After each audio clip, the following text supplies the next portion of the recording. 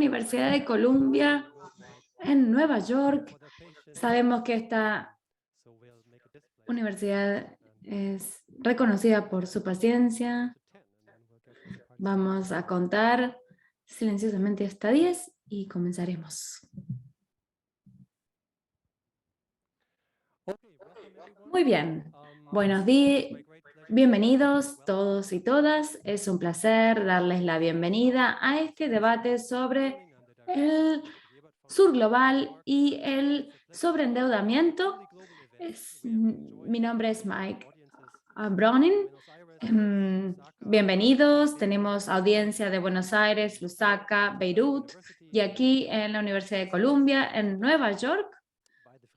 Este evento es una coproducción entre el Instituto Friedrich Ebert y la Universidad de Columbia y es como parte del proyecto global que se llama Who Pays the Bill? ¿Quién paga la cuenta?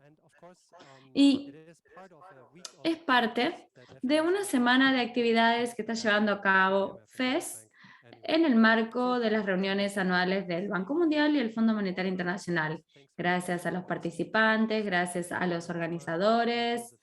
Quiero darle la bienvenida a nuestros panelistas, Joseph Stiglitz y Martín Guzmán. Gracias por estar aquí en persona.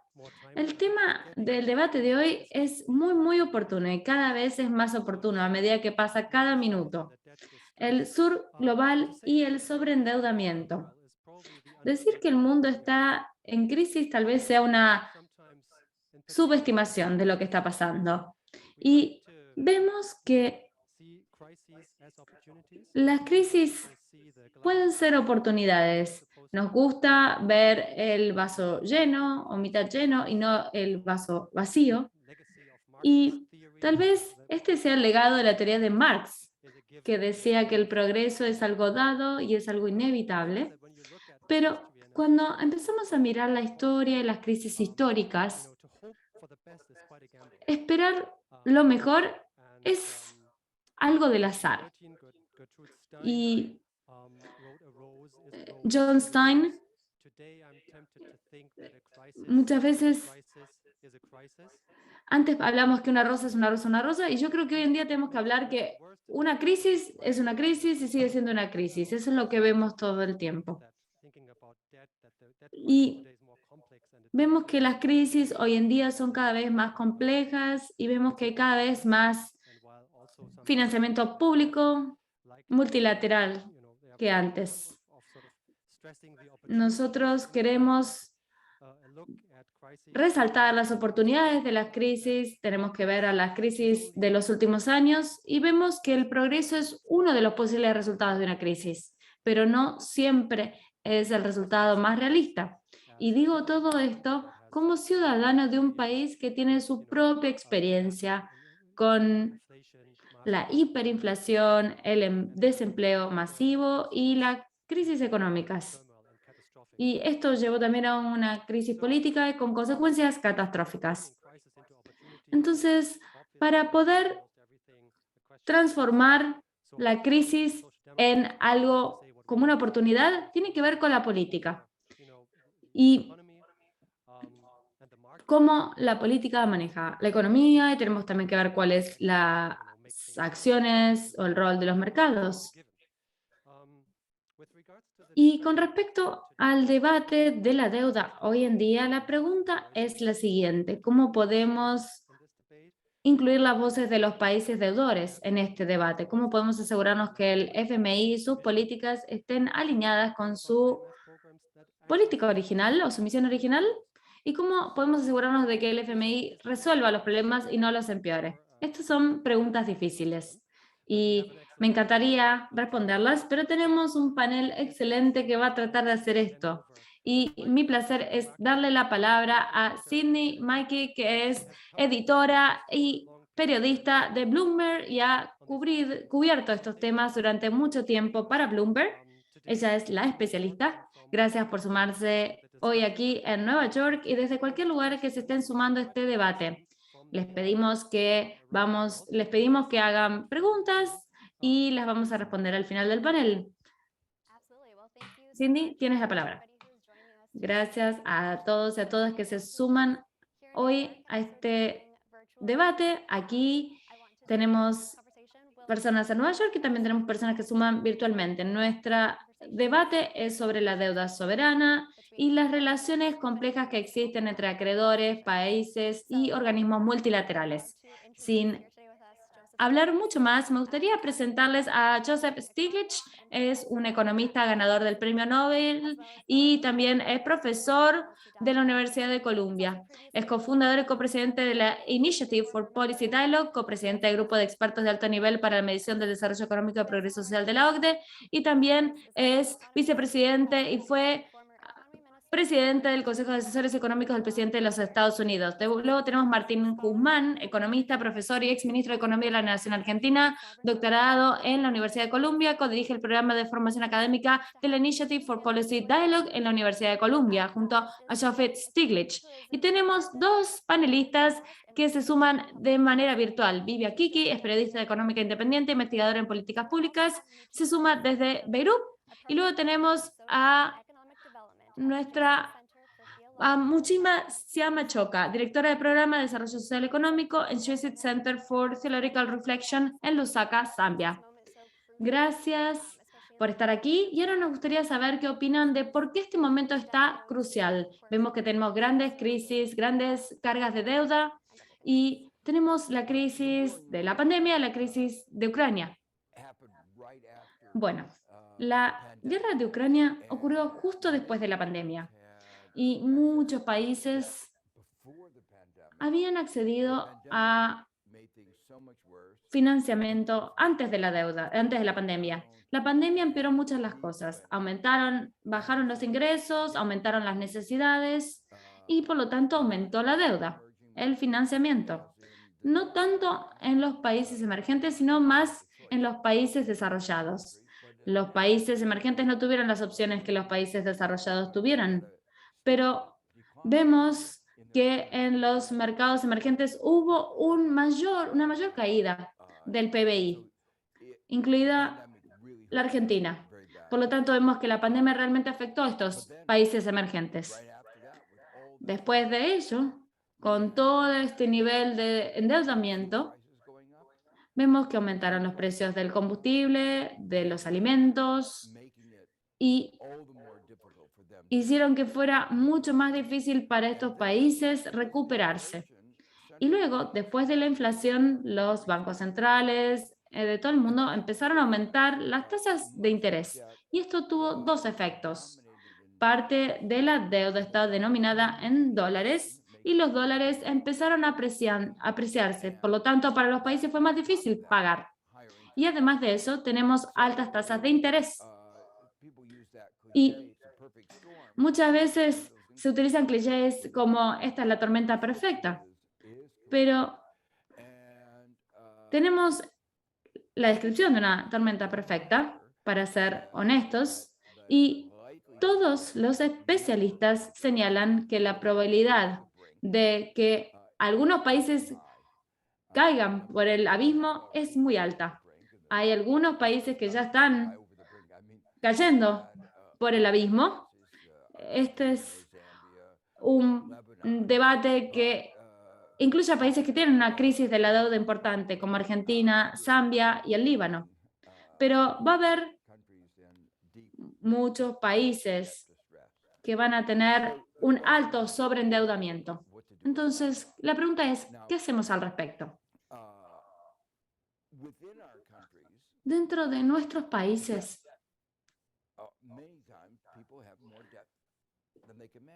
muchas veces las personas se endeudan más de lo que pueden manejar.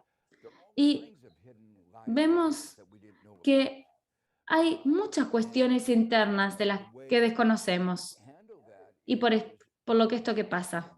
Y de la manera que esto se resuelve, uno entra en bancarrota, luego tiene una reunión de acreedores y estamos viendo que tenemos distintos tipos de sobreendeudamiento a nivel de las empresas públicas y en distintos sectores. Y vemos que hay distintos tipos de sobreendeudamientos.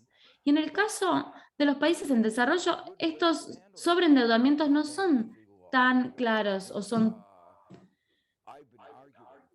Pero desde hace mucho tiempo digo que es necesario que haya un marco internacional para resolver esto.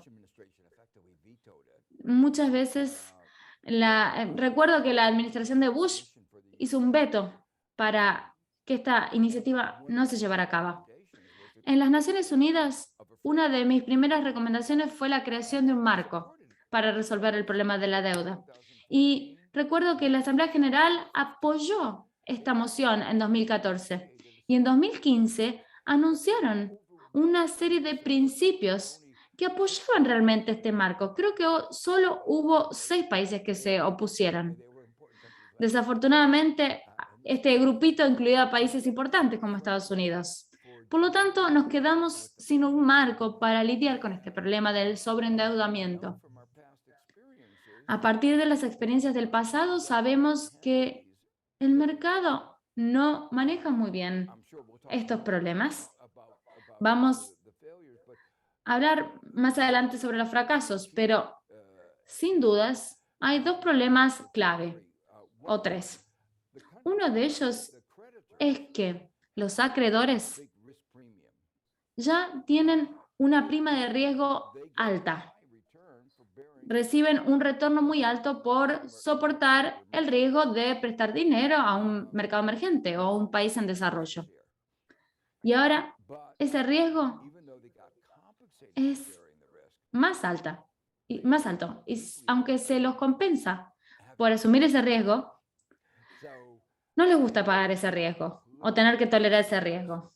Y estos actores tienen influencia política. Históricamente, el FMI ha tenido un papel muy importante para rescatarlos, pero se ha colocado la carga en los países en desarrollo durante muchos años. Y esto está vinculado con el problema que nosotros llamamos demasiado poco, demasiado tarde. Así lo llamamos en IEPD. Hay muy poca reestructuración de la deuda y esa reestructuración de la deuda se hace muy tarde. Y eso hace que el país sufra durante mucho tiempo y como la reestructuración es muy poca, la mayoría de las veces suele haber otra crisis de la deuda en los próximos 5 años. Entonces sabemos que históricamente no hemos gestionado muy bien este tipo de problemas. Ese es el escenario en el que estamos. Sabemos cuáles son nuestros fracasos, sabemos que no tenemos una estructura institucional buena y cuando miro a mi alrededor, creo que las cosas incluso han empeorado y son peores que las experiencias históricas que hemos tenido. Uno de los motivos de este problema muy poquito y muy tarde es que hay diferencias entre los acreedores. Vemos que ahora hay más acreedores, vemos que China es un acreedor muy, muy grande en términos bilaterales y cada uno de los acreedores está de acuerdo en una cosa, que los otros tienen que pagar, que todos deben recortar, menos yo. Y por supuesto, nada ocurre. Y todo este problema explota en el mercado de los países emergentes. Entonces, el gran problema que enfrentamos es el hecho de que, dado esta estructura fallida, necesitamos hacer algo al respecto en el corto plazo. Tenemos la crisis enfrente de nosotros, entonces la pregunta que tenemos que hacernos es la siguiente. Teniendo lo que tenemos, ¿qué podemos hacer? Sin dudas. Creo que has iniciado muy bien la conversación para hoy. Martín, pensando en una negociación con acreedores, ¿quieres contarnos un poco sobre cómo fue la negociación con Argentina, la experiencia propia? Absolutamente. En primer lugar, quiero agradecerles a todos por organizar este evento, al FES y a la universidad. Gracias por estar aquí, a quienes están aquí y quienes están virtualmente. Primero quiero describir los problemas clave que algunas de las economías del sur global estarán enfrentando en el futuro muy cercano. Hay algunas economías que ya están enfrentando estas dificultades. Me gustaría decirles que abordar estos problemas dentro de la arquitectura financiera actual va a ser muy complejo. El sobreendeudamiento que enfrenta el mundo ahora, después de una serie de shocks, la pandemia, la guerra en Ucrania, ocurre después de décadas en las que la globalización no funcionó bien para muchas personas en todo el mundo. Hemos visto grandes problemas de inequidad. Joseph ha hablado mucho sobre lo que implica estas disparidades globales para las sociedades locales. Entonces, vemos que las economías están reaccionando al problema de la inflación de una manera tradicional, como si fuera un shock de la demanda. Y, por lo tanto, vamos a ver más problemas con la deuda como consecuencia. Es importante entender que los acreedores prestan y prestan con una prima de riesgo grande, saben que el financiamiento no va a ser sostenible y que va a haber una reestructuración. Y, por lo tanto, no están teniendo en cuenta o ignoran esto en los procesos de reestructuración de deuda soberana. Y vemos que hoy en día las reestructuraciones van a ser incluso más difíciles que en las décadas pasadas, a pesar de que vemos algunas mejoras, sobre todo en el lenguaje de los contratos, para resolver algunos de los problemas de coordinación entre los acreedores. Eso es una mejora en las reestructuraciones actuales. Tenemos que prestar atención a 3 problemas grandes que van a ocurrir en los próximos procesos de reestructuración. En primer lugar, el problema de negociación entre el deudor y los acreedores privados, en un contexto que es muy asimétrico. Hay distintos tipos de asimetría cuando vemos una negociación entre un deudor y un acreedor privado. Hay muchas asimetrías de poder, acceso a las redes, acceso a los recursos, la capacidad de hacer lobby. Argentina es un deudor poderoso en este sentido. Hay muchos países que no tienen la capacidad que tiene Argentina o que tenía Argentina para negociar con los acreedores privados. En segundo lugar, hay asimetrías de información. Hoy escuchamos que hay demandas de transparencia, sobre todo en términos de lo que hace la deuda entre los deudores africanos y China. Pero el problema de la transparencia es que muchas veces los deudores no conocen mucho de los acreedores y los acreedores saben casi todo de los deudores. En el caso de Argentina, esto estaba muy claro. Los acreedores conocían todo sobre el deudor, pero los deudores saben muy poco de los acreedores. No saben si hay swaps y no tienen incentivos para cooperar en un proceso de reestructuración. Y es más, no saben quién tiene la deuda.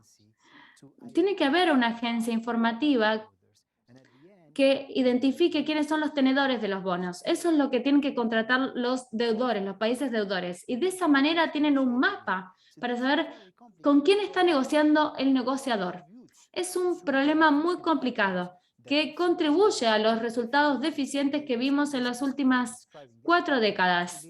Este problema de que es muy poquito y demasiado tarde.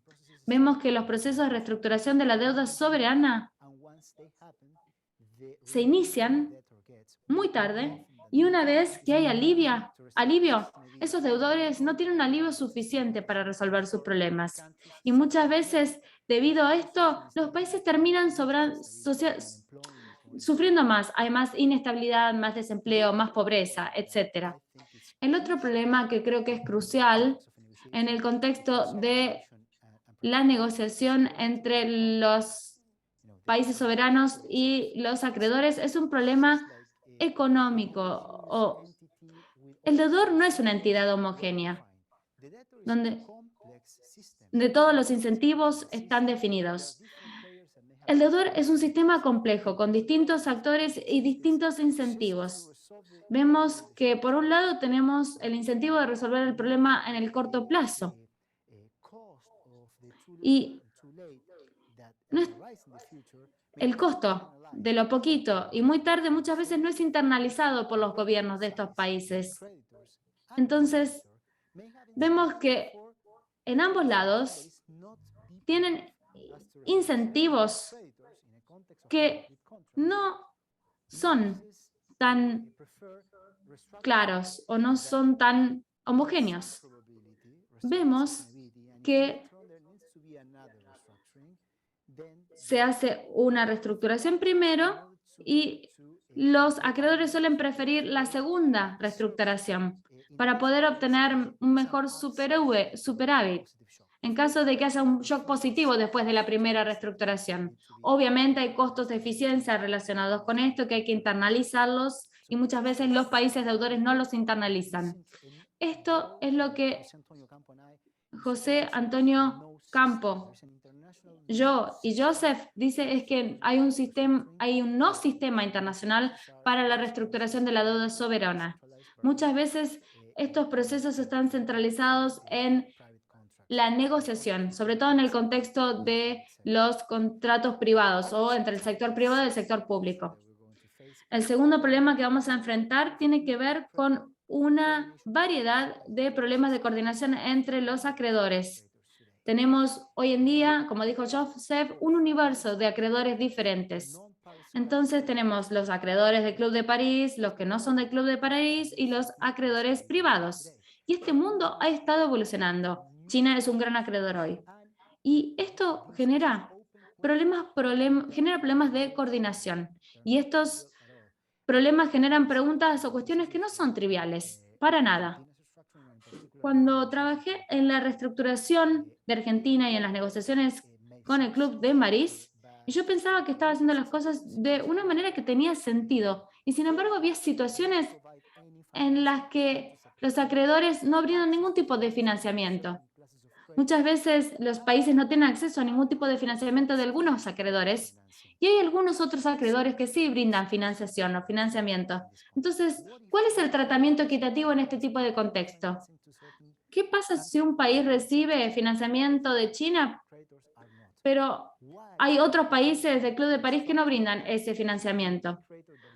¿Por qué? ¿O cómo un país reestructura la deuda con un país que sigue brindando financiamiento? Y tiene que ser una reestructuración integral. Tenemos que definir cómo va a ser el tratamiento igualitario con los acreedores. Además, las deudas tienen distintos vencimientos, están emitidas en distintas monedas, con distintos tipos de primas. Estas son todas cuestiones complejas que vamos a estar enfrentando. Y el tercer problema tiene que ver con el FMI, pero lo voy a dejar para la próxima ronda. Bien, entonces esto nos lleva a una pregunta que es para Vivian, que está aquí online. Y yo le quería preguntar sobre la experiencia de Líbano. ¿Cuáles son los principales obstáculos para asegurar un financiamiento del FMI?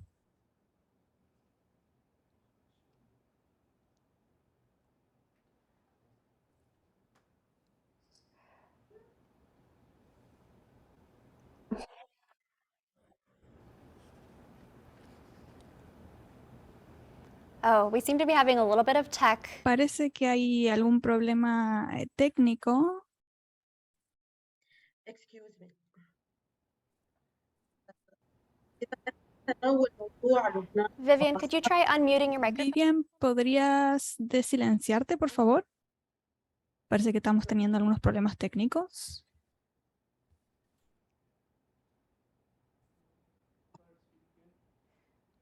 Okay, try one more time. now? Oh, man.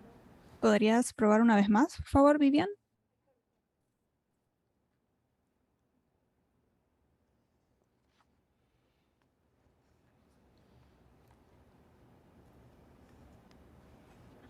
Working?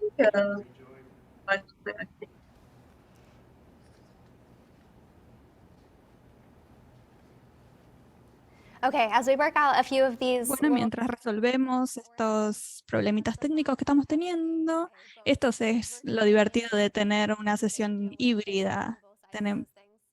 Podemos lidiar con los problemas de las dos modalidades, pero mientras tanto, tal vez ella puede salir de la reunión y volver.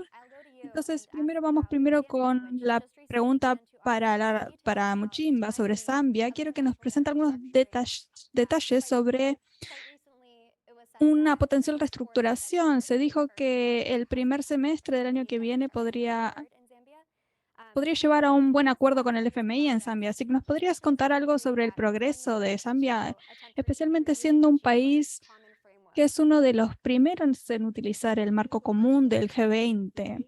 Muchísimas gracias por la pregunta, Cindy. Espero que me estén escuchando bien. ¿Sí? Bien.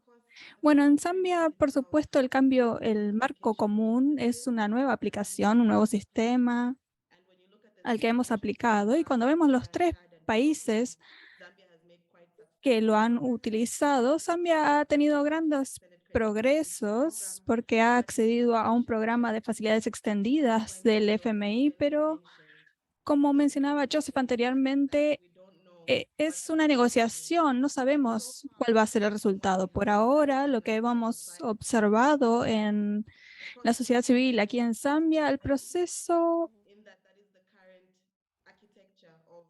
tiene una arquitectura de reestructuración de la deuda que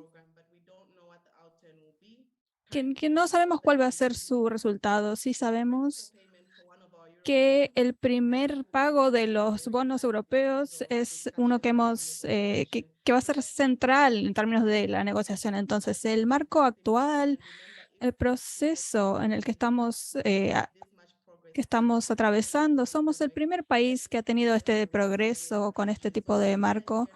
Así que igualmente no hay demasiados aspectos positivos ni demasiados negativos, pero tenemos que enfatizar que durante este periodo de reestructuración tenemos que saber qué significa esa deuda para el país, porque para un país en vías de desarrollo sabemos que el acceso está obstaculizado. Hemos enfrentado diversas dificultades también para intentar crecer, porque cuando uno no sabe cuál va a ser el resultado, es bastante complejo poder pensar en este tipo de medidas. Al usar el marco común, entonces, el proceso ha sido diferente que en otros enfoques de reestructuración, ¿verdad? ¿Qué piensas tú? Sí, porque este marco común, el momento en el que se originó, era una respuesta a diferentes situaciones emergentes. Me parece que el contexto ya está bastante claro de los anteriores oradores. Venimos de una pandemia, por supuesto, la guerra y la crisis entre Ucrania y Rusia afectó muchísimas problemáticas, crisis alimentarias, etcétera. Entonces está ocurriendo en un contexto diferente. Pero el alivio que se había entregado a los países para Zambia fue muy pequeño porque no era sustentable. Entonces, desde el momento en que entramos en default en noviembre del 2020, estuvimos intentando obtener un programa del FMI que hemos recibido recién ahora en agosto de 2022. Así que hay una gran brecha de plazos. Cuando vemos el proceso de reestructuración, vemos que si vamos a firmar el memorándum de entendimiento en diciembre, va a cambiar el panorama porque, bueno, no queda tan en claro cuál es la predictibilidad, cuánta predicción podemos tener. Vemos que hay mucho secreto en términos de la información que se proporciona a la sociedad. Entonces, nos estamos basando ahora en la información que proporciona el gobierno y es bastante difícil especular dónde nos vemos parados, pero sí tenemos que comentar que el gobierno de Zambia ha sido bastante proactivo en comparación con el régimen anterior con respecto a la provisión de información. Y esto es clave, y este es el punto que marcaba Martín. Sabemos que los acreedores saben más de los deudores y nosotros no tenemos información sobre ellos. Y Zambia tiene más de 44 acreedores de diferentes personalidades, para usar un término. Muchas gracias por la respuesta. Joe, ¿qué tipos de reformas posibles ves que sean necesarias de la arquitectura financiera? ¿Hacia dónde nos vamos? ¿Hacia dónde vamos dirigidos? ¿Puedo hacer algunos comentarios antes de lo que se mencionó rápidamente? Una de las cosas que no mencioné cuando describía el contexto es que tuvimos bajas tasas de interés casi cercanas al cero desde 2008, y eso es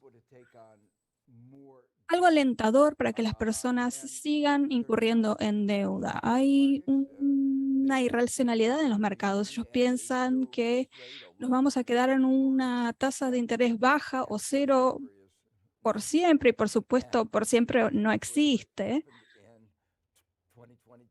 De hecho, esto se revirtió en 2022.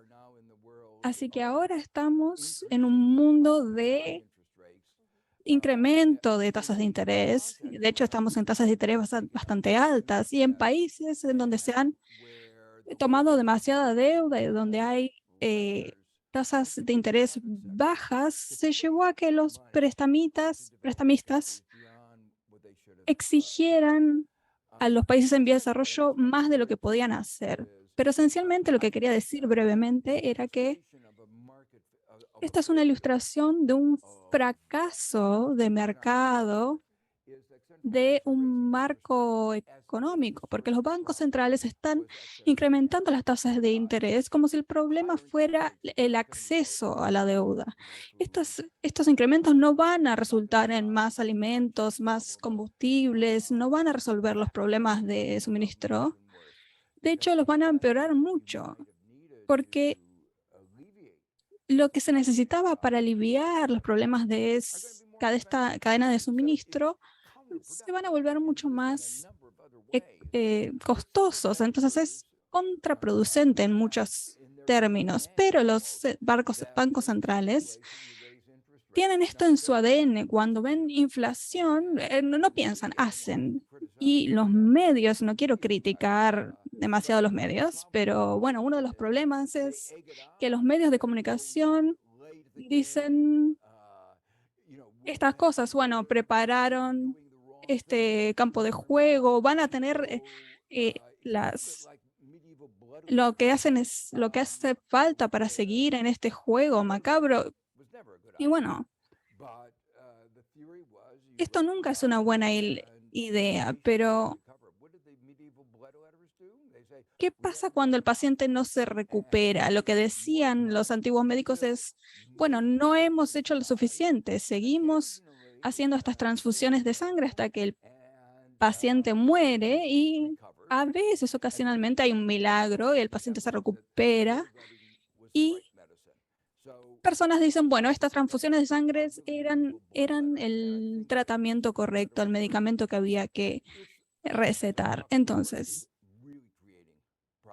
realmente esto lo que está haciendo es crear problemas a nivel mundial, como pasó en 1980, que llevó a una crisis en casi todos los países latinoamericanos donde hubo un sobreendeudamiento. Pero la cuarta cosa que quería mencionar tiene que ver con la complejidad dentro de la economía política nacional de cada país. En algunos casos, los líderes políticos que son parte de la reestructuración de las deudas reciben una contribución política por parte de los acreedores. Entonces, en lugar de trabajar para su propio país, estaban trabajando una mitad para su país y una mitad para el acreedor. Entonces, hay un cierto grado de complejidad dentro de las economías políticas nacionales. Hay presiones que vienen de personas con una relación muy estrecha con los acreedores.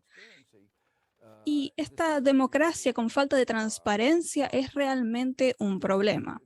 Y otro punto, otro comentario que quería hacer sobre el marco común es quería señalar que las iniciativas como esta, la de Nueva York durante la pandemia, que se llamaba Iniciativa de Sustentabilidad de la Deuda, y una de las claves era que el sector privado decía, no nos interesa a nosotros.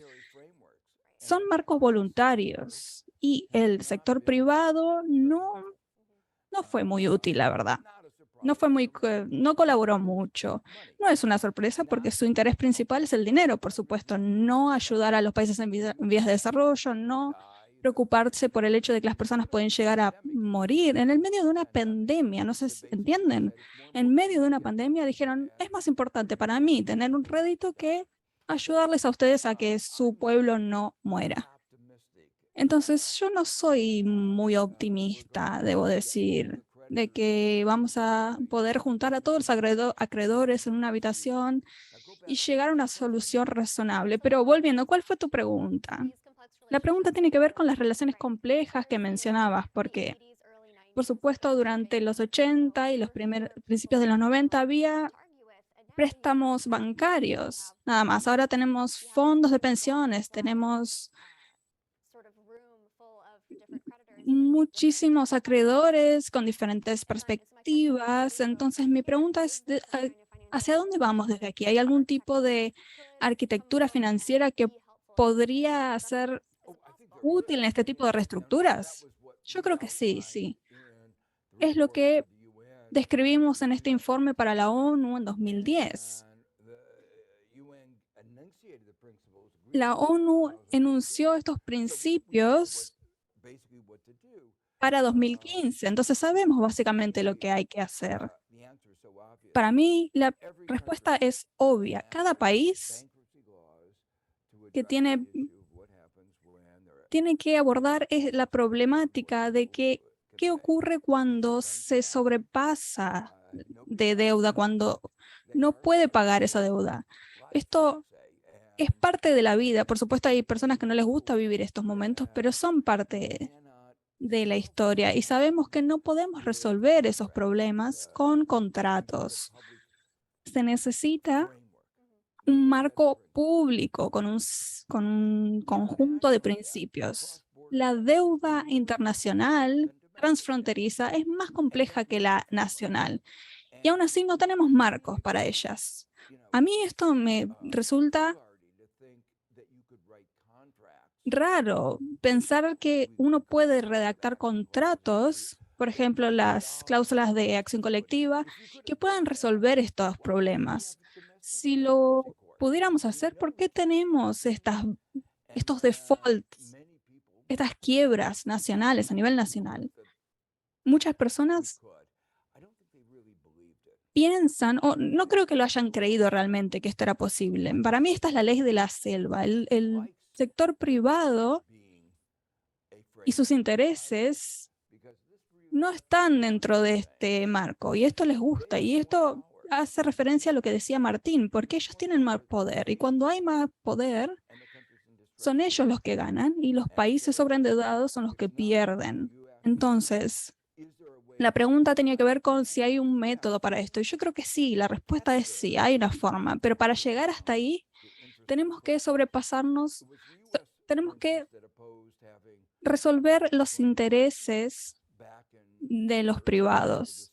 Si hubiéramos establecido un marco a principios de este siglo, bueno, se intentó en Estados Unidos, pero no fue el pueblo el que se opuso. Si le preguntamos a las personas si querían una solución, si estaba en su interés nacional que hubiera una crisis, por supuesto que la respuesta es clara por parte de la gente.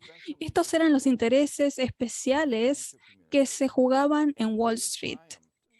Ellos triunfaron por sobre el interés estadounidense. Entonces, los problemas de economía política se dan en los países tanto deudores como en los países acreedores.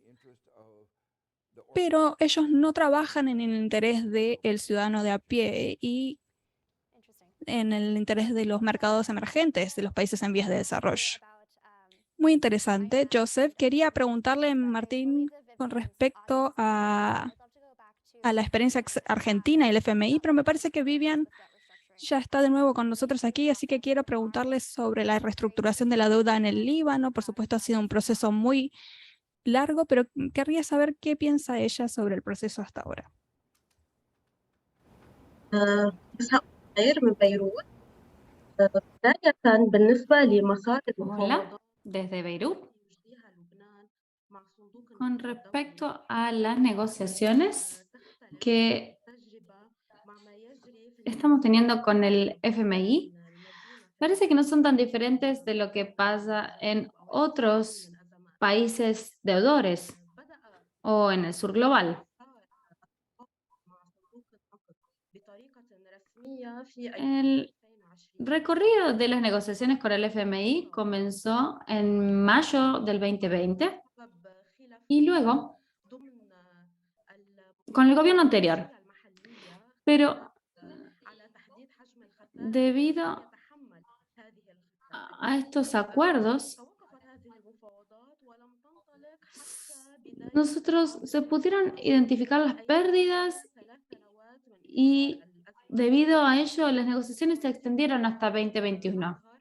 Y a 3 años del comienzo de la primera crisis, que realmente comenzó en 2016, con el esquema que ya estaba en su lugar en ese momento, las negociaciones se volvieron a lanzar en el 2022. Se perdió mucho tiempo. Y los libaneses realmente empezaron a pensar que algo estaba ocurriendo. Fue algo irónico.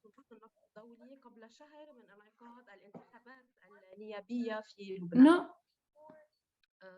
había un acuerdo. Luego, después de las elecciones,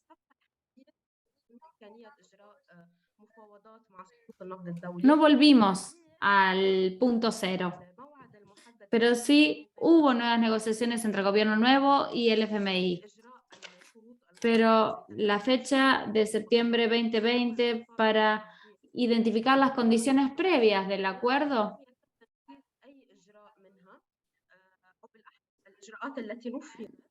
no se cumplieron.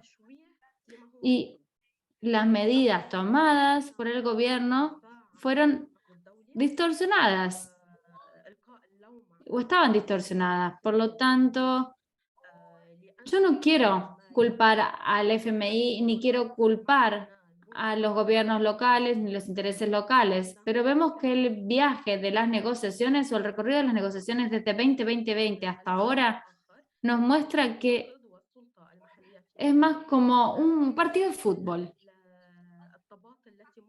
Se pasan la pelota de uno al otro. Y hay distintas movidas y jugadas en un intento de rescatar el sistema local, pero este juego, como dicen muchos, es una de las áreas fuertes del FMI. Nosotros empezamos con la crisis antes, el FMI apareció en 2019.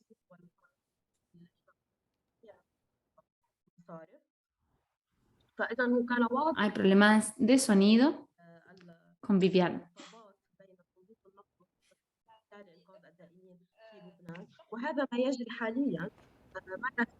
Vemos que siguió habiendo negociaciones y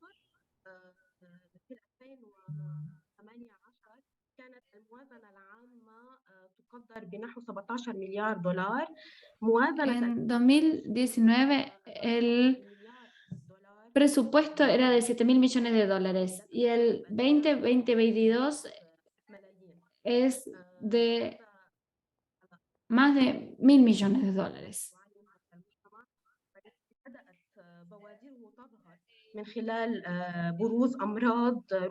Y esto muestra los distintos problemas que vienen ocurriendo en la comunidad y qué problemas que estamos viendo que existen desde 40 años, nuestra vulnerabilidad al combustible, el acceso al agua potable, y hay tantos problemas que existen a nivel económico y social y están basados en las cuestiones económicas. Vemos que las negociaciones con el FMI no han llegado a un resultado productivo o eficiente. Desde entre 2020 y 2022 vemos que los criterios o los requisitos se reducen y vemos que todo lo que está ocurriendo sirve para beneficiar a la oligarquía local y perjudicar a los intereses locales. Gracias, Vivian. Ahora quiero hacerte una pregunta a ti, Martín, que tiene que ver con la negociación de la Argentina con el FMI. Me gustaría que nos cuentes sobre la experiencia entre Argentina y el FMI en los últimos 2 años y qué lecciones pueden aprender otros países deudores para abordar sus propias negociaciones con el FMI. Gracias. Y me gustaría respaldar uno de los comentarios que hizo Joseph sobre el camino para resolver o crear un sistema que funcione para la reestructuración de la deuda soberana. Es importante mencionar que el lenguaje contractual no va a brindar soluciones. A veces los contratos mejoran, las cláusulas de acción colectiva que se crearon en 2014 ayudan, pero claramente no alcanzan, se quedan cortas para resolver los problemas de coordinación que estaba describiendo antes. De hecho, el hecho de que no haya un mecanismo internacional para la resolución de las crisis de deuda soberana significa que cuando un país está en una situación de impago con acreedores privados, se utiliza una tasa siempre que es dentro de la ley europea. El 70% de los bonos se emiten bajo la ley europea. Y estoy hablando de jurisdicciones grandes. Por ejemplo, cuando una municipalidad entra en bancarrota, uno deja de pagar la tasa de interés. Entonces, el deudor no paga el 90% de tasa de interés. Y por lo tanto, se aplica una tasa de interés basada en los Estados Unidos para un préstamo en otro país. Y, por ejemplo, en 2014, las Naciones Unidas aprobó una resolución para iniciar un proceso para la creación de un mecanismo para deuda soberana. En 2015, la Asamblea General adoptó otra resolución que incluía 9 principios que deberían ser la base para un mecanismo internacional, pero prácticamente no ha ocurrido nada más desde entonces. Y esto es un problema de geopolítica. Hubo 6 países que se opusieron a esta iniciativa en las Naciones Unidas, y estos 6 países eran los principales países acreedores. Esto es importante para entender cuál es la dinámica entre los países y el FMI. Me gustaría hablar sobre las negociaciones de Argentina con el FMI. Esas negociaciones eran inusuales por su propio diseño, por su naturaleza. En primer lugar, en 2018 Argentina fue nuevamente al FMI. En 2005 Argentina había pagado toda su deuda con el FMI. Y esto fue por una cuestión de soberanía del país. Pero en 2018, después de un financiamiento masivo con acreedores de Wall Street, el gobierno argentino pidió un préstamo de $57.000 millones al FMI. Y de esos se entregaron $45.000 millones. Una parte se utilizó, una mitad se utilizó para la fuga de capitales. Y el otro 50% se utilizó para cubrir deudas insostenibles. Y esto agravó la crisis en Argentina. Hubo un incremento del desempleo, vimos una caída en la actividad económica y en 2020 empezamos el proceso para resolver la crisis de deuda del país. Y hubo 2 aspectos del espectro de la deuda que había que abordar. Por un lado, la deuda con los acreedores privados y, por otro lado, la deuda con el FMI. Argentina no tenía un pago de capitalización hasta 2021, pero sí teníamos pagos de capital en 2020 con los acreedores privados. Entonces, primero hicimos la reestructuración con los acreedores privados. El FMI tuvo un rol y ellos enviaron una nota a crédito sobre la sostenibilidad de la deuda. Y es similar al ensayo que hace siempre el FMI en las últimas décadas. Ellos utilizaban la teoría correcta y por lo tanto ellos lo que decían es que había que haber un recorte muy grande. Los acreedores hablan sobre algunos términos, pero necesitaba un alivio significativo para resolver esto. Por ejemplo, la nota del FMI nos permitió resolver el problema económico a nivel nacional.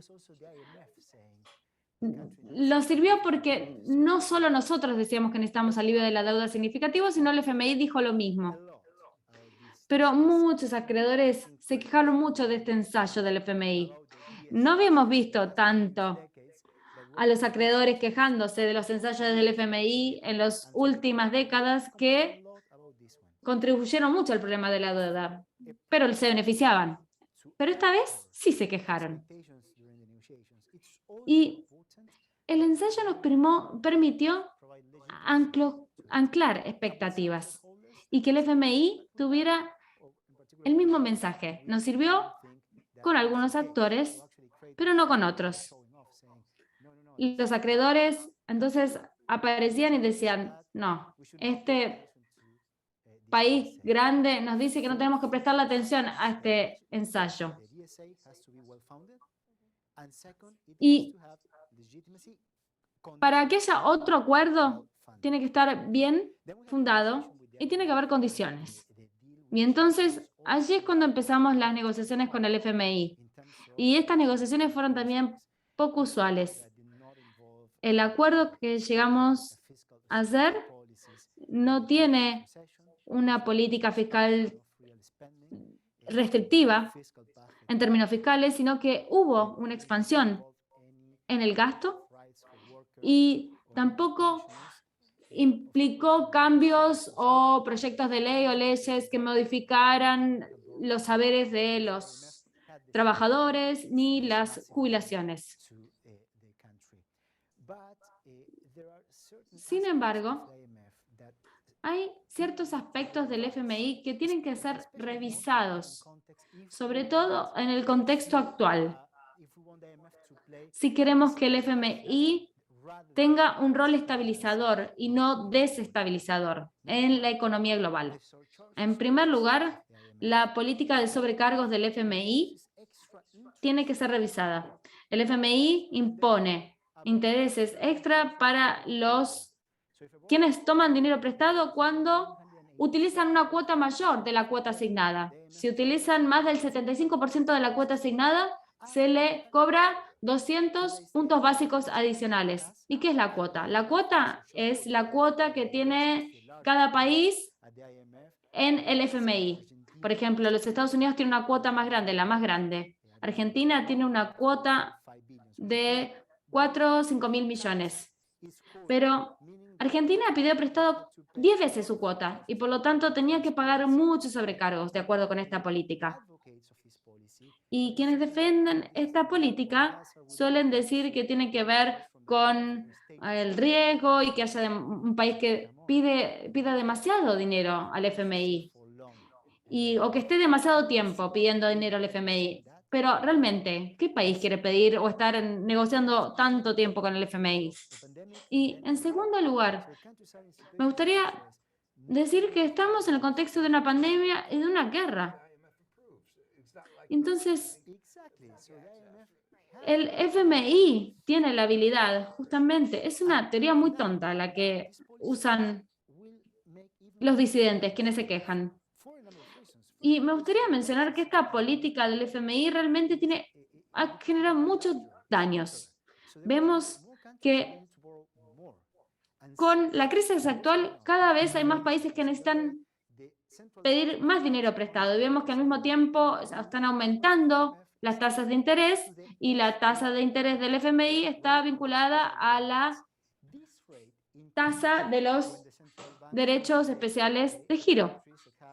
Y estos derechos se ven afectados cuando los bancos centrales de los países aumentan su tasa de interés. La tasa de interés del FMI era de 0 hace un par de años y ahora está por encima del 10%. Entonces, el FMI también dice, nosotros vamos a cobrar sobrecargos cuando hay saldos o balances de pagos complicados. Entonces, se les cobran gastos operativos. Y yo me pregunto, ¿por qué los países deben pagar por estos gastos operativos? Lo que es interesante es que estos sobrecargos que pagan los países no aparecen en el sitio web del FMI. Cuando ustedes vean lo que pagan los países al FMI, van a ver que no aparecen estos cargos operativos, estos gastos operativos. Es importante notar que el FMI no es una entidad transparente. No se sabe qué hace el FMI con este dinero. Si el FMI está invirtiendo este dinero en economías emergentes o si lo está invirtiendo en activos. Por ejemplo, toma el dinero de países en crisis para invertir en activos en otros países más sólidos. Y por lo tanto, hay muchos problemas que hay que abordar en términos de las políticas del FMI, el funcionamiento del FMI como institución, si quiere tener un rol estabilizador en el contexto global actual. Es interesante lo que nombras con respecto a qué países se les presta dinero en última instancia. Le quería preguntar a Muchimba y luego a Vivian, en países como Zambia y el Líbano, ¿hay conversaciones entre los individuos con respecto al tipo de austeridad que podría causar un trato con el FMI? Por supuesto, el FMI dice que su austeridad ha cambiado en los últimos 10 años y que no es tan severo el programa de austeridad como antes. Pero especialmente en el contexto de Zambia, ¿cómo lo ven ustedes hasta ahora? Muchísimas gracias, Sidney, por la pregunta. Por supuesto, el fondo en sí dice que no son el FMI del pasado con respecto al programa de ajuste estructural, porque estos programas son un testamento para muchos países africanos sobre la austeridad, donde no había demasiado gasto, especialmente en gasto social. Entonces, hablando del contexto de Zambia con respecto al programa, el acuerdo de facilidades extendidas, pero antes de pasar a la parte de austeridad, me gustaría destacar un tema también aquí en esta conversación que tiene que ver con la gobernanza, que es lo que hemos visto, porque por primera vez vimos que se revirtió una ley con respecto al financiamiento y ahora hay una deuda y nuevas medidas bastante progresistas. Y en septiembre, por primera vez, se presentó un plan anual que se va a presentar ante el Parlamento, pero me gustaría hablar de otras condicionalidades con respecto a la austeridad que tienen que ver con la eliminación de subsidios para los combustibles y otros cambios impositivos que tienen que ver con ampliar la base impositiva, pero también tenemos tarifas con respecto a la rentabilidad de la energía. Cualquier tipo de cambio con respecto al combustible aumenta el costo de vida en Zambia. Entonces, a fines de mes vimos que podíamos anticipar que el costo de vida iba a incrementar. Si queremos proteger a las personas más vulnerables en estos países en desarrollo, estos fondos tienen que realmente saber que los pueblos no fueron consultados para estos acuerdos y son ellos quienes cargan con esa carga justamente. En Zambia vimos en la última década que hay una depreciación del cuacha, de la moneda. Entonces, estamos en medio de una crisis de deuda y esto ha incrementado y ha aumentado el costo de los productos, por ejemplo. En este contexto, con estas condiciones o condiciones de austeridad, son preocupantes porque, por ejemplo, la electricidad o algunos otros productos van a afectar a los individuos. Entonces, la razón que se presenta es la rentabilidad y eso realmente no se traduce con el pueblo de Zambia, que es quienes queremos proteger. Bueno, esta es la misma pregunta para Vivian, especialmente en la situación en la que se encuentra actualmente el Líbano, que hace tiempo que se viene dando. ¿Cómo se traduce esto para con el pueblo libanés?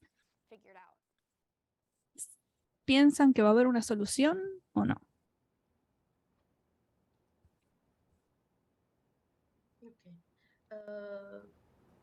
لا شك أن صندوق النقد نتيجة الانتقادات الكثيرة التي طالته Bueno, por supuesto, es obvio que el FMI ha sido criticado muchísimo luego del 2008. Se intenta atraer a las personas diciéndoles que va a haber cambios, pero si tenemos en cuenta la situación del Líbano, observamos claramente que los principios implementados por parte del FMI no han cambiado, incluso después del año 2008. Entonces, todavía las cosas se siguen manteniendo de la misma forma, si bien el FMI intenta en diversas oportunidades entrar en contacto con las personas y con los gobiernos. En algunos casos, por ejemplo, se incrementó el IVA y eso ha puesto una mayor carga sobre los hombros de las personas. También ha habido una quita de subsidios, se ha intentado trabajar hacia la privatización. Hay una agenda implementada por el FMI. Son los mismos principios que tienen que ver con las mismas medidas con respecto a subsidios. Sigue siendo todo lo mismo desde los 90. El Líbano todavía no ha firmado ningún plan con el FMI, ningún programa, pero estas son las reglas del juego generales. Con respecto a las medidas de austeridad, el Líbano está dispuesto a implementarlas, incluso no habiendo firmado todavía el contrato con el FMI.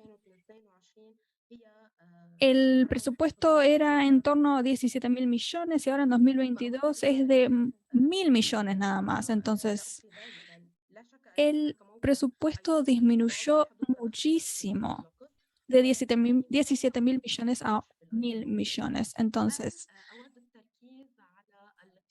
yo no estoy aquí para hablar del aspecto ideológico, sino con respecto a las técnicas que implementa el FMI y quiero destacar 4 puntos que sirven para dar cuenta de si el plan del FMI va a cambiar algo o no. Nada va a cambiar porque los proyectos del FMI se implementan en casos de emergencia, son programas muy a corto plazo. Los países tienen 5 años para implementar ciertas medidas, entonces son muy a corto plazo.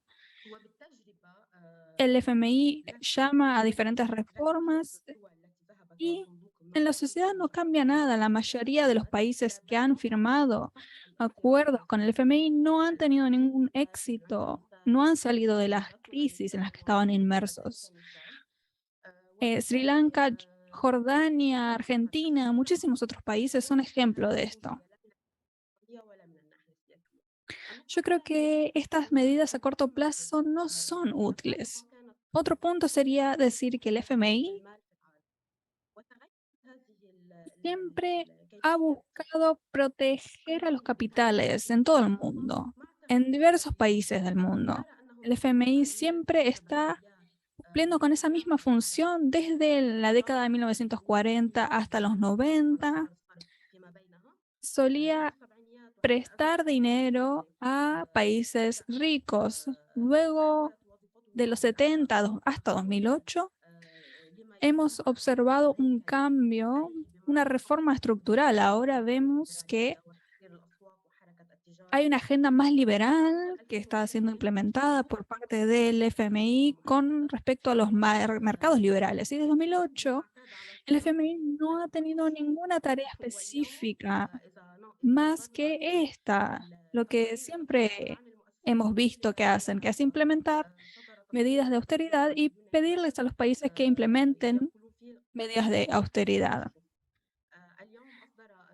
Los informes, incluso el de la ONU, advierten sobre esto. El Banco Mundial también lanzó un informe sobre la pobreza y desde que se comenzó a registrar la pobreza en 2020 fue definitivamente el año en el que hubo el mayor incremento del índice de pobreza.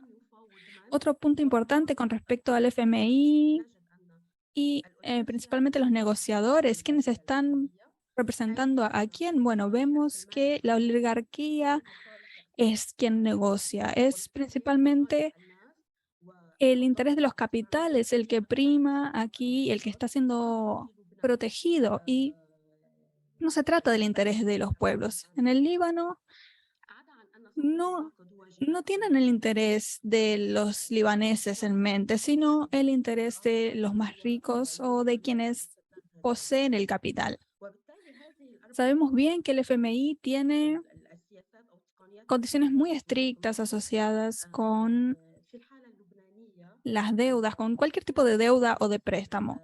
En el caso del Líbano, no creo que este préstamo vaya a ayudar al Líbano, porque el Líbano igualmente ya está implementando medidas de austeridad sin haber firmado el acuerdo, ya está negociando con el FMI con respecto a los capitales nacionales y los recursos nacionales. Yo creo que todo está empeorando y ha estado empeorando en los últimos 3 años. Entonces, de nuevo,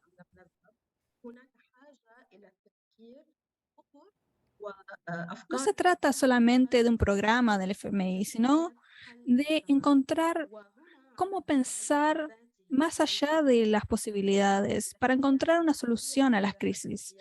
Todos los países deberían darle un nuevo significado a las políticas. Deberían pensar fuera de su zona de confort para trabajar en el interés de las personas de pie, que prime su interés por sobre la oligarquía o las personas más ricas. Se trata de darle significado nuevamente a las políticas y a la política. Y es así como los países pueden empezar a pensar nuevas medidas y oponerse a estos intereses que defiende el FMI, porque el FMI es una de las armas del sistema mundial, del orden mundial. ¿Podría hacer algunos comentarios? Sí, luego de eso vamos directamente a la parte de preguntas y respuestas, así que quienes están participando virtualmente o aquí presencialmente pueden venir hacia aquí para hacer las preguntas o escribirlas en la parte de preguntas y respuestas de Zoom. Me parece que a nivel de liderazgo el FMI ha cambiado muchísimo y eso comenzó hace más de una década con Strauss-Kahn, donde por primera vez había un buen liderazgo económico, una persona que realmente entendía la economía mucho más que sus predecesores. Esta persona fue quien habló mucho sobre la desigualdad y dijo, ¿por qué el FMI está preocupado por la desigualdad? Bueno, porque la desigualdad afecta el desempeño macroeconómico y nuestra preocupación es la macro. Entonces tenemos que estar preocupados por la desigualdad. Y me parece que el liderazgo actual del FMI muestra el mismo tipo de comprensión, de entendimiento. Se están enfocando en el cambio climático. ¿Por qué? Porque es parte del mandato del FMI. Muchas personas lo han criticado y yo creo que tiene que ser parte de su mandato. ¿Y por qué? Porque el cambio climático es una amenaza a la estabilidad financiera. Y entonces, otra vez, uno de los grandes mandatos del FMI es la estabilidad financiera macro. Y si no gestionamos el clima, vamos a tener falta de estabilidad.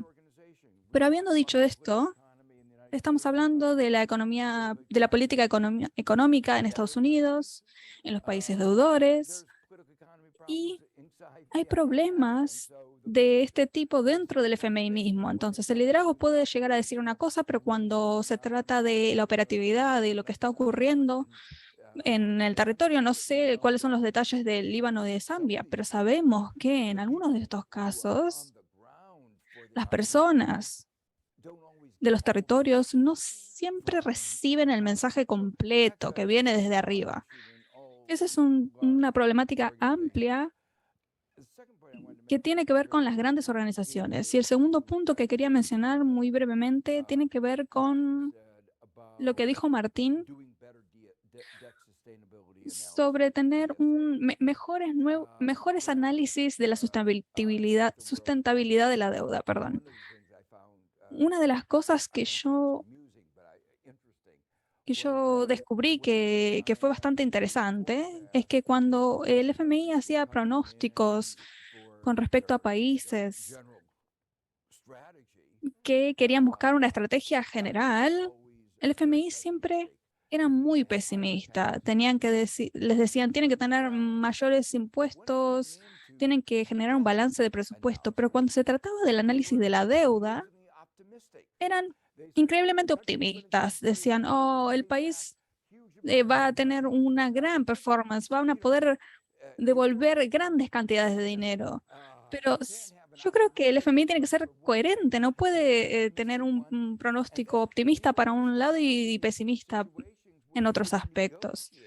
Y después hay situaciones en donde ni siquiera se negociaban los pronósticos.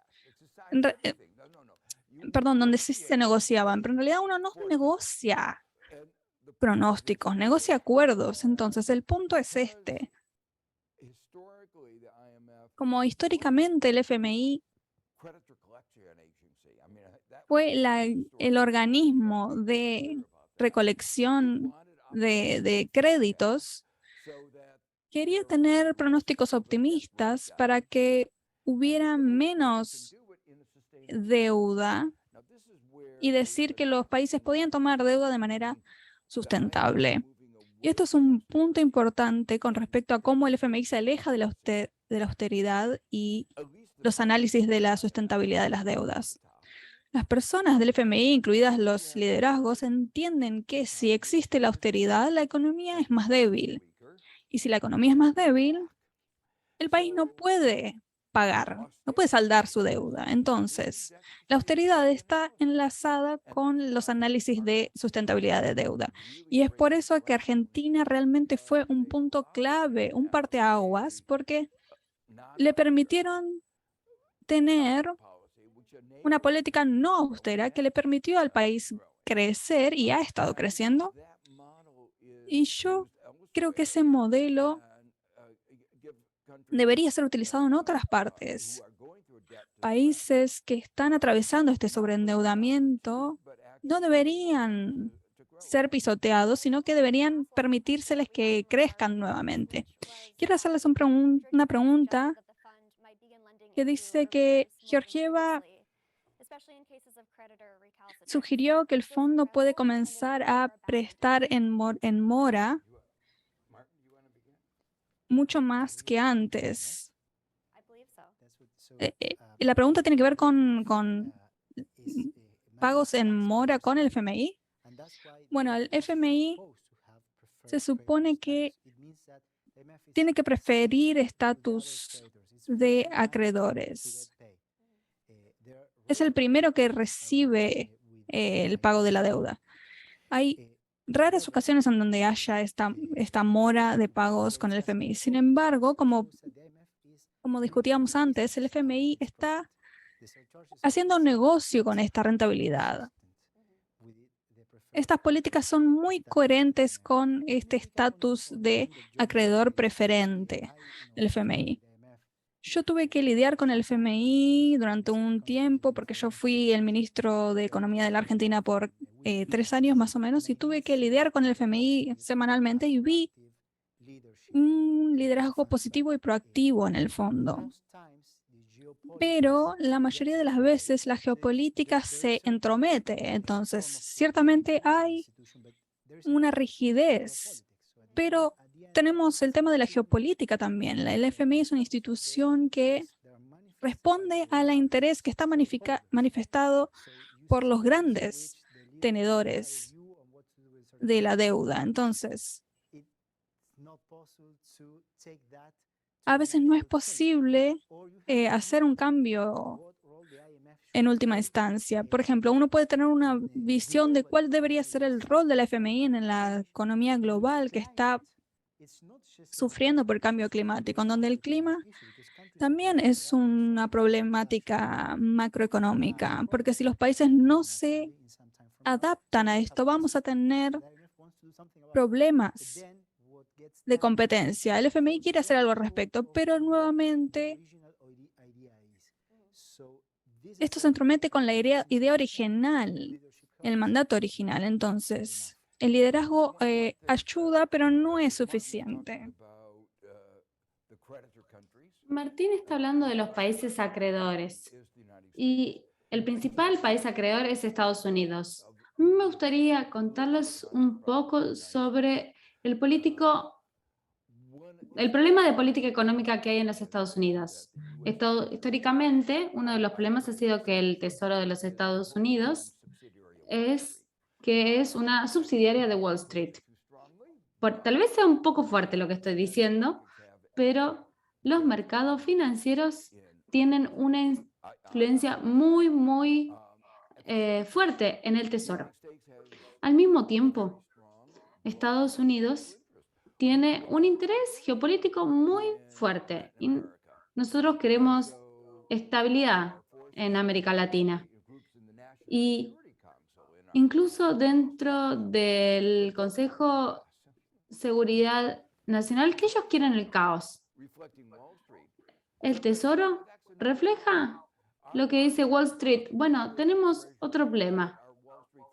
Nosotros queremos que se les pague a nuestras empresas de Wall Street. Entonces, hay incluso un conflicto, una contradicción dentro del gobierno de Estados Unidos sobre cuál debería ser la política para la reestructuración de deuda soberana. Yo creo que este es el marco, este contexto grande sobre el que hablábamos. Las Naciones Unidas tienen unos principios y sí, me parece que hay que utilizar estos principios más allá del interés personal. Tenemos otra pregunta de la audiencia para Martín. ¿Crees que la Argentina va a tener que reestructurar la deuda antes de 2027?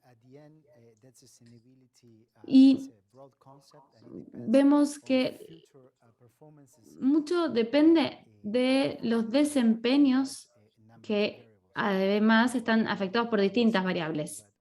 No estamos hablando, yo fui ministro de Economía hace poco tiempo, pero en ese momento lo que hablábamos era de lograr que la economía fuera más estable, más dinámica, mejorar la capacidad de producción de Argentina, para que tuviera un desempeño sostenible, con crecimiento económico sostenible, con inclusión social. Esa era la meta. Pero Joe hizo un punto muy, muy importante respecto a la arquitectura financiera global. Y yo fui testigo, experimenté esto como ministro de Economía de Argentina. Las políticas del FMI y las características de la reestructuración de deuda con acreedores tienen efectos directos en la economía real, es decir, en la capacidad que tiene el país para implementar políticas para promover el desarrollo productivo. Pero de alguna manera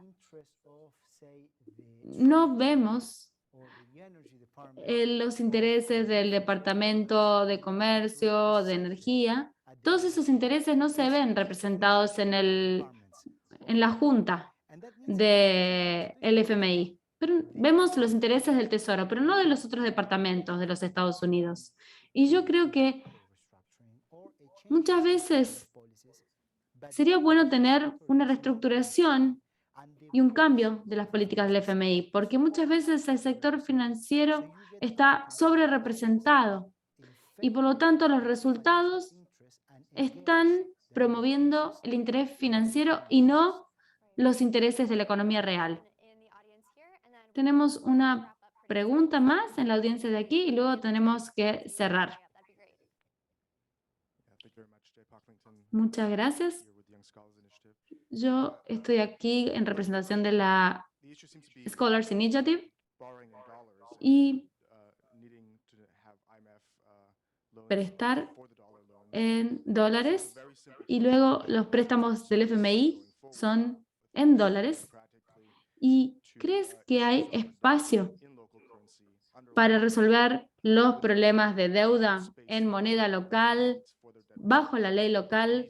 ¿Crees que podrían mejorar la reestructuración de la deuda? ¿Crees que hay un espacio para eso?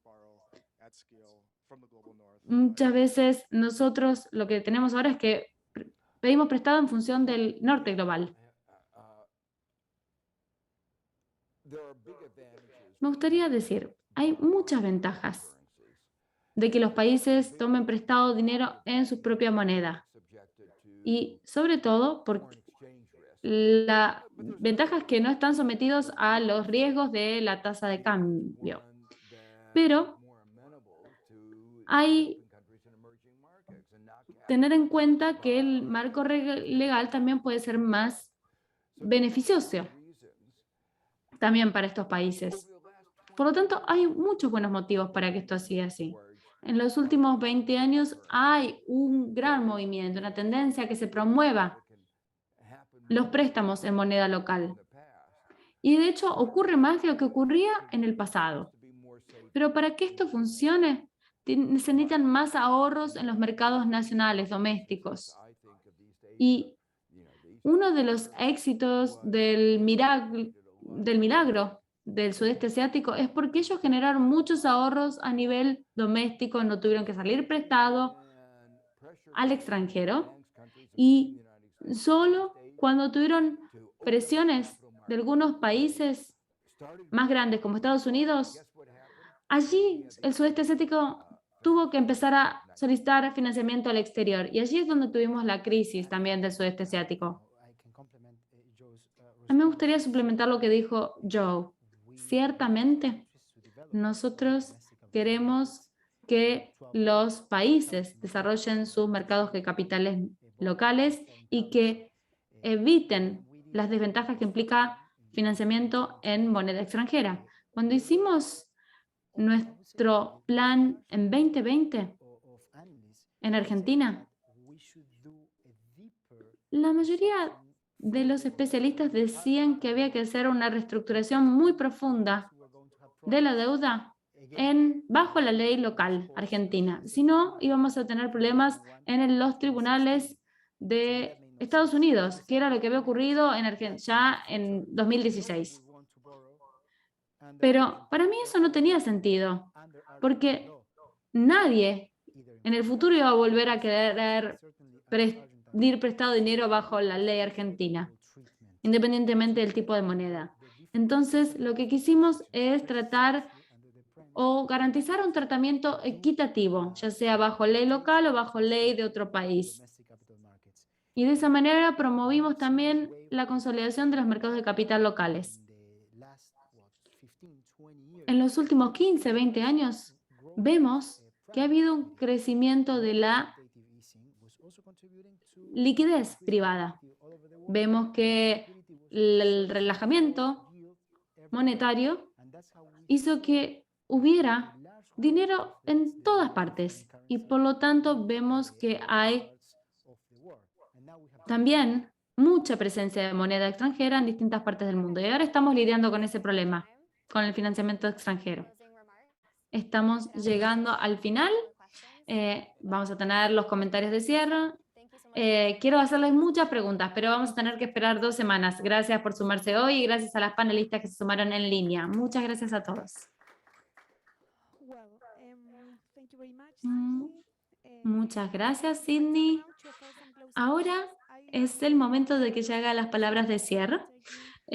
Voy a seguir estas notas para poder cumplir con el tiempo que hemos estipulado. En primer lugar, me gustaría resumir algunas de las ideas de este gran e interesante debate. Me gustaría reforzar la naturaleza crítica del estado actual en que se encuentran los países del sur global. Están presionados por su endeudamiento.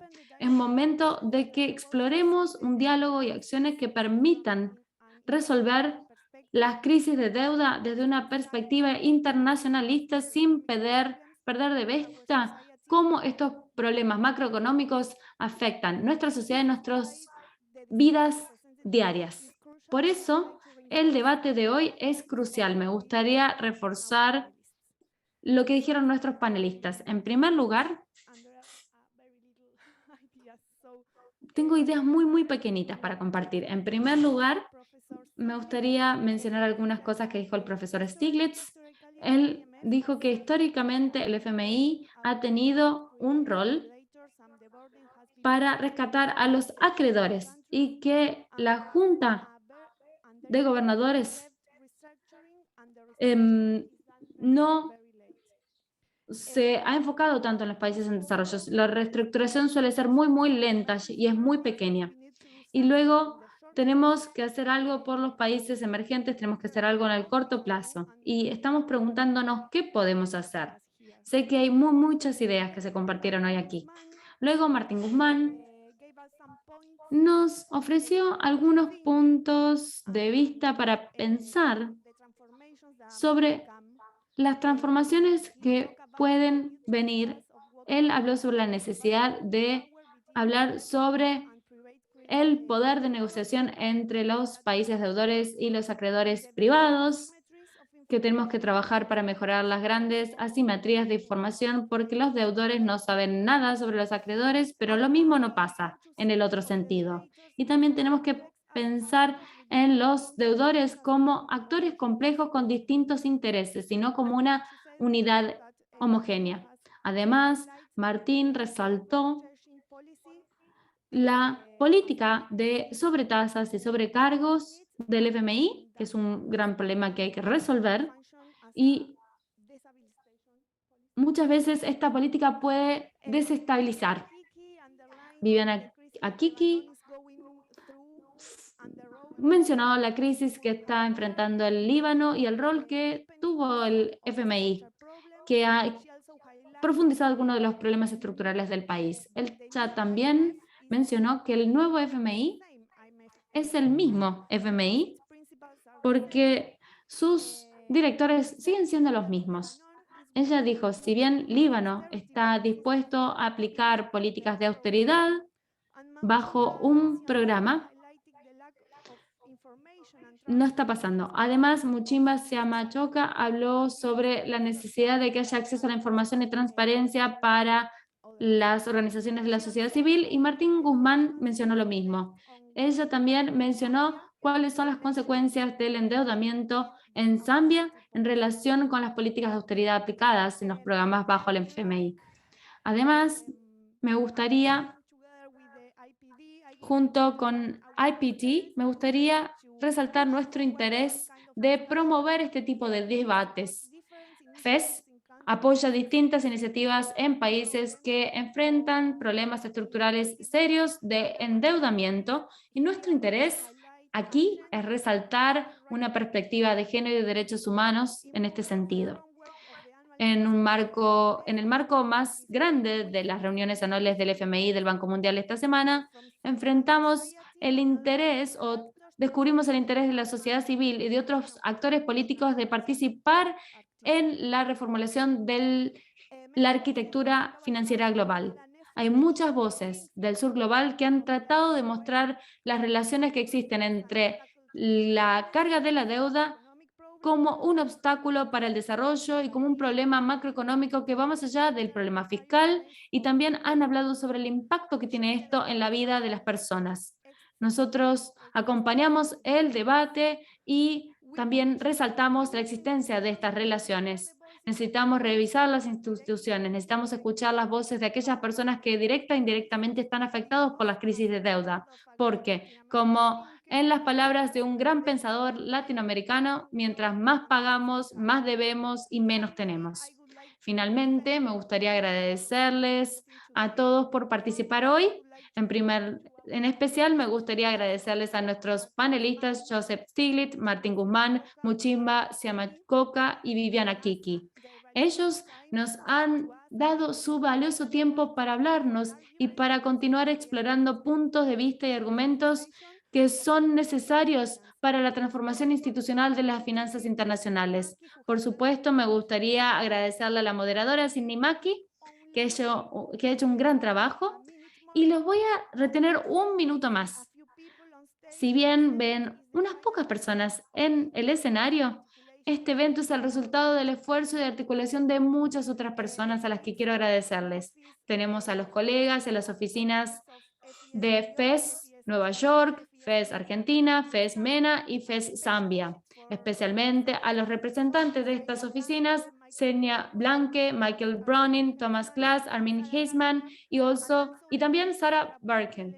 Y también Lena Inclar, Jennifer Land, Rona Giffer y al equipo de comunicación, Eugenia, Mariela y Asma. Y también quiero agradecerle a las intérpretes que están haciendo este trabajo, también a IPT, a Gabriela Pamp, que ha tenido un rol muy activo, y también a la Escuela de Negocios de la Universidad de Columbia por su hospitalidad y por recibirnos hoy. Muchas gracias a todos y todas. Esperemos reunirnos pronto para seguir explorando estos debates.